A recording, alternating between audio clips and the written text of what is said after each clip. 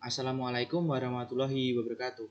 Di sini saya akan menjawab beberapa pertanyaan dari dosen saya Pak Fitri mengenai ESP. Dan di sini adalah Mid Test Project. Oke, pertanyaan pertama. ESP atau English for Specific Purposes adalah pembelajaran bahasa Inggris yang berfokus pada suatu bidang tertentu. Contohnya adalah nursing, engineering, scientific, dan lain sebagainya. Yang kedua adalah Three Emerge of ESP. Yang pertama adalah hasil dari Perang Dunia II yang menyebabkan perkembangan ekonomi. Yang kedua adalah perkembangan linguistik yang menyebabkan orang-orang menginginkan sesuatu untuk berbicara kepada orang lain, yaitu bahasa internasional. Yang ketiga adalah keinginan learners. Jadi setiap learners memiliki keinginan masing-masing untuk bidang-bidang tertentu, dan pendidikan umum tidak bisa mengcover itu semua. Jadi ESP terbentuk dari situ. Soal nomor ketiga adalah karakteristik dari ESP. Yang pertama adalah berpusat pada learners needs atau kebutuhan learners. Yang kedua adalah berpusat pada skills dan bahasa lisan. Yang ketiga adalah seluruh bahasa yang dipelajari atau bisa disebut kata benda, kata kerja adalah kata-kata yang menjurus ke pekerjaan atau hal yang ingin dipelajari oleh siswa tersebut. Yang keempat adalah prosedur bagaimana cara melakukan need analysis ESP.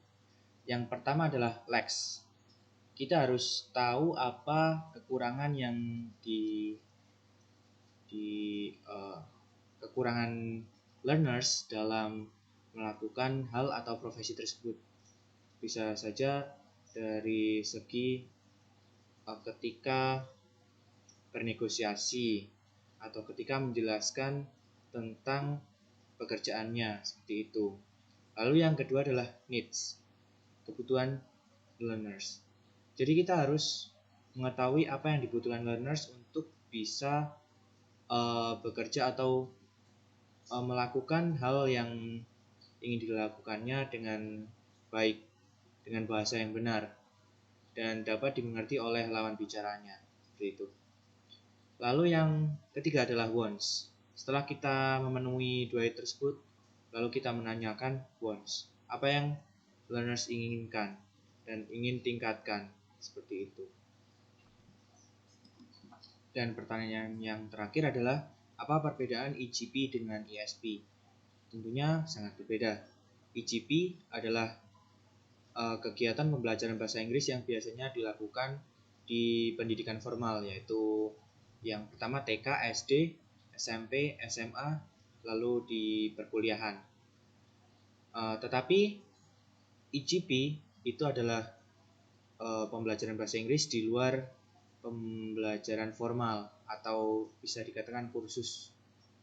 Karena di EGP sendiri berfokus pada keinginan siswa atau apa yang siswa butuhkan, seperti itu. ESP yang seperti yang kita tahu namanya adalah specific purposes, maka hanya digunakan untuk atau dipelajari untuk suatu hal yang spesifik, seperti kita ingin mempelajari tentang keperawatan, engineering, dan lain-lain. Tapi EGP adalah mempelajari bahasa Inggris secara umum, pembicaraan sehari-hari dan lain-lain, seperti itu. Untuk EGP sendiri usianya bisa dibilang cukup muda yang mempelajari itu.